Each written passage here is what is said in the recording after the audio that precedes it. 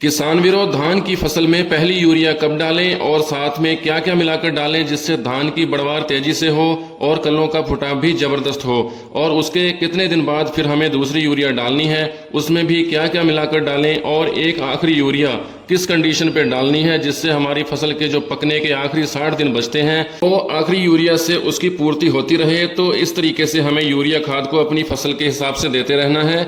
तो सबसे पहले बात करते हैं कि हमें पहली यूरिया कब डालनी है।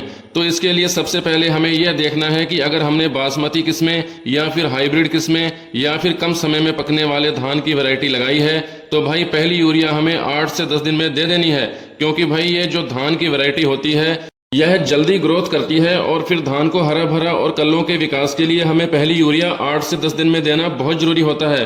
और अगर लंबे समय वाले धान की वैरायटी लगाई है तो भाई उसमें पहली यूरिया हमें 12 से 14 दिन में देनी है। अगर पहली यूरिया इसमें लेट कर देते हैं तो भाई फिर पौधे कमजोर रह जाते हैं, फसल की ग्रोथ वहीं की वहीं पे रुकी रहती है। तो हमें पहली यूरिया देते समय यह ध्यान रखना होता है कि भाई धान रोपाई के समय हमने कौन सी खाद डाली थी।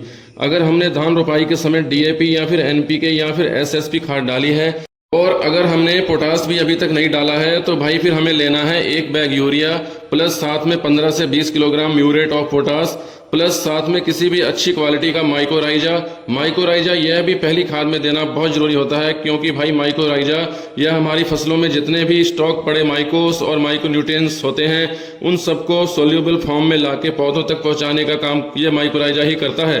माइकोराइजा यह फास्फोरस अपटेक में भी बहुत ज्यादा मदद करता है, मतलब जो फास्फोरस जमीन में इन सोल्यूबल फॉर्म में पड़ा होता है माइकोराइजा उसे फिक्स करके सोल्यूबल फॉर्म में लाके पौधों की जड़ों के पास दे देता है। तो इसलिए हमें पहली यूरिया में इन तीनों को अच्छे से मिलाकर हमें फसल में छींटा दे देना है। अगर यह कॉम्बिनेशन आप पहली यूरिया के साथ दे देते हैं तो इसी खाद के 8 से 10 दिन बाद हमारा खेत एकदम जबरदस्त हो जाएगा। आप ट्राई करके भी देख सकते हो। और अब बात करते हैं कि भाई हमें दूसरी यूरिया खाद कब डालनी है और उसमें क्या क्या मिलाकर डालना है। तो दूसरी यूरिया खाद यह पहली यूरिया खाद से 8 से 10 दिनों के बाद डालनी है, मतलब धान रोपाई के 22 से 25 दिन बाद हमें दूसरी यूरिया खाद डालनी है।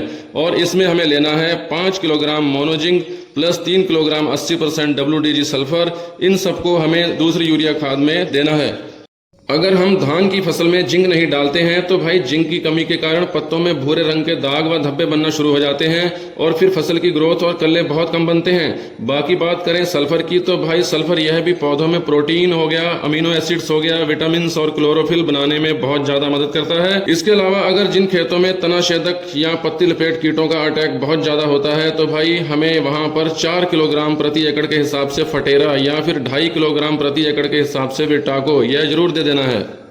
तो दूसरी खाद में हमें लेना है 1 bag urea plus zinc plus sulphur और साथ में बढ़िया सा कीटनाशक। तो भाई यह हो गया हमारा दूसरी खाद में हमें क्या क्या मिलाकर डालना है और क्यों डालना है। इसके अलावा बात करते हैं एक आखिरी यूरिया हमें कब डालनी है और क्यों डालनी है। तो इसके लिए सबसे पहले हमें यह देख लेना है कि हमारी फसल की ग्रोथ और कल्ले कैसे हो रहे हैं। अगर ग्रोथ और कल्ले सही ढंग से नहीं हो रहे हैं, टाइम के हिसाब से इतने अच्छे नहीं हो रहे हैं, तो भाई फिर हमें लेना है 25 से 30 किलोग्राम यूरिया प्लस साथ में 2 kilogram iron plus 2 kilogram magnesium. और इसके साथ हमें लेना है एक बढ़िया सा ह्यूमिक एसिड। ह्यूमिक एसिड के बहुत ज़्यादा बेनिफिट्स होते हैं। एक तो यह जमीन के पीएच को मेंटेन करता है, सॉइल कंडीशनर का काम करता है, जमीन को भुरभुरी करता है, मतलब कि पौधों की जो रुकी हुई ग्रोथ होगी उसको चला देगा, जैसे कि धान के सारे कल्ले एक समान कर देगा। तो आखिरी खाद में हमें लेना है urea plus iron plus magnesium plus humic acid. इन सबको अच्छे से मिलाकर हमें आखिरी यूरिया में देना है, जिसके बाद हमारी फसल की जो पैदावार होगी, जो ग्रोथ होगी वो सबसे अलग ही दिखाई देगी। सो इस तरीके से हमें इन खादों को अपनी फसल के हिसाब से बारी बारी से डालते रहना है, तब कहीं जाके आप अपनी फसल से एक बम्पर पैदावार की उम्मीद लगा सकेंगे। बाकी इसके अलावा भी अगर आपका कोई सवाल है तो भाई आप कमेंट करके पूछ सकते हैं। धन्यवाद।